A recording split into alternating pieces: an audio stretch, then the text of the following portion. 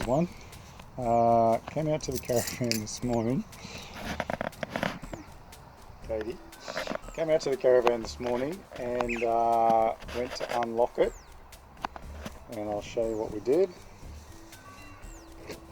Key in like normal, turn it.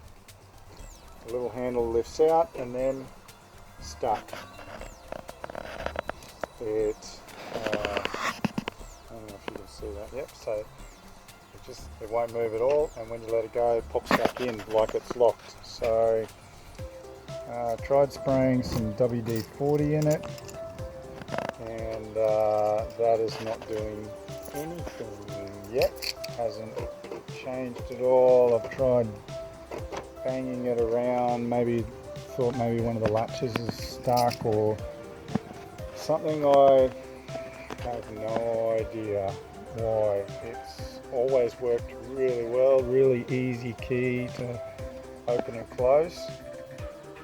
So yeah, that's an interesting one. So I've kind of gone around the caravan, all the windows were closed and locked.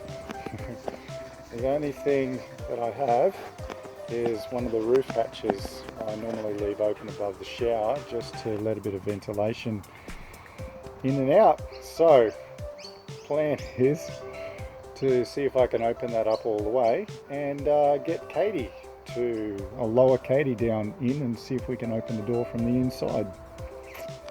That's what we're going to try. So here's the roof hatch.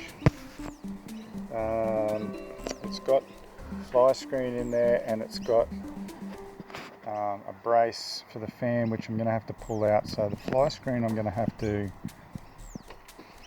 cut out, and then there's screws underneath here, so I should be able to get my hand in from underneath with a drill or a screwdriver and take that out. That'll allow me to open the hatch also to get to the winder, to open it up all the way, because currently it's only half open. And then hopefully that hole will be big enough for Katie to go down in there. Okay, so here's something funny. I was up on the roof trying to break into the caravan, and my daughter, who was with me while I was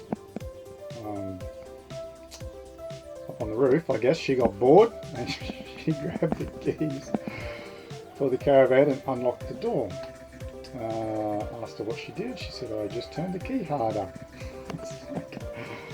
Okay, so I turned the key pretty hard.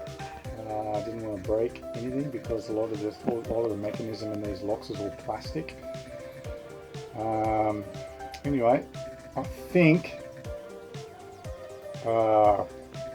probably what happened is I sprayed a heap of silicone spray in and around the lock and everything, and it may have just freed it up. That's my guess, and then she's come back and she's actually unlocked it. So, but the ironic thing about all of this was a couple of days ago, I was actually lying in bed in the caravan thinking, you know what, if the lock ever didn't work on the door, how the heck would you get into the caravan? Because it's not like a back door or anything, and the windows you can't unlock from the outside. So I had actually thought about this, and I thought, you know what, it would be through the roof vent that you would have to lower yourself in. Now, the roof vent is pretty small. I'm not a big guy, but I don't think my shoulders would fit through the roof vent. Now, I'm pretty sure that Katie, my 9-year-old, would. She's a skinny little bean. We were about to find out, but now we're not. Although, now that I'm halfway through the process, I thought I might just keep going and seeing if I can do it. So I'll show you kind of where I got up to. So I'm inside the caravan. This is the fly screen that goes up there.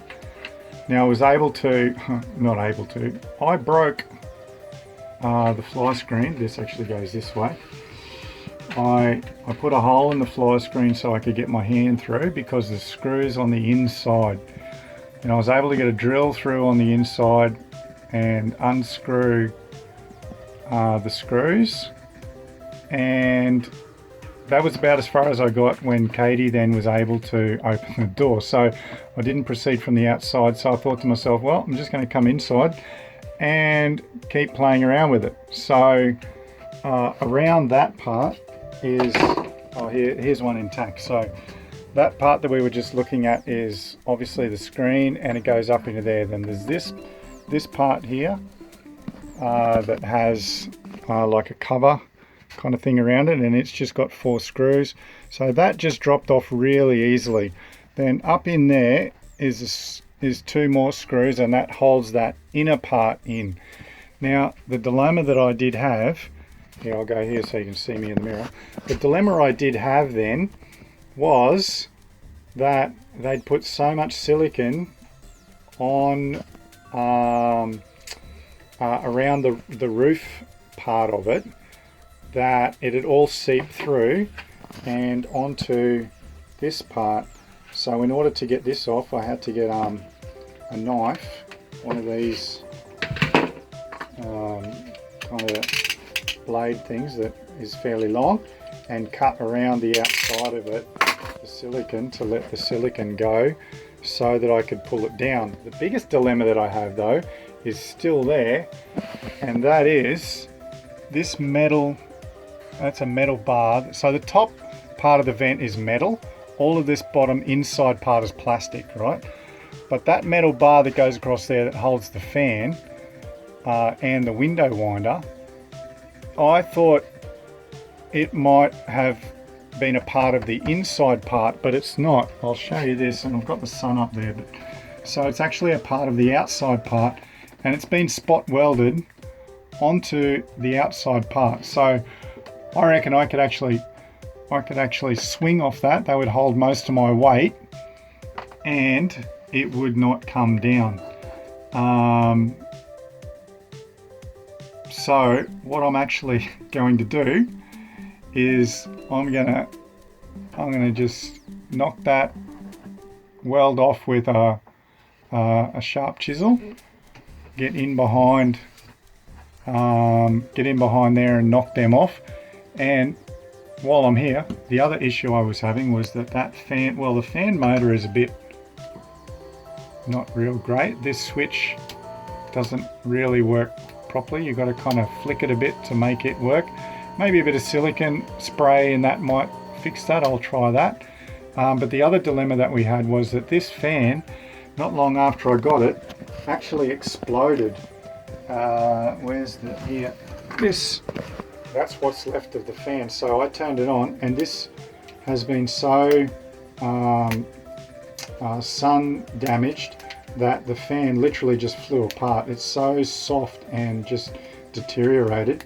So we actually haven't had a fan in here for a while. So this is something that I needed to do, was to pull all this apart and get a new fan blade. Okay, so this is what we've been up to this morning.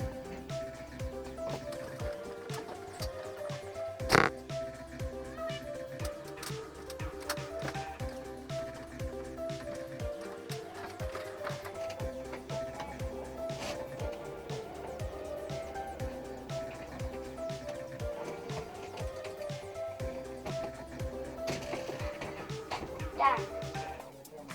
Huh? What camera? Oh, hi. I didn't know there was a camera.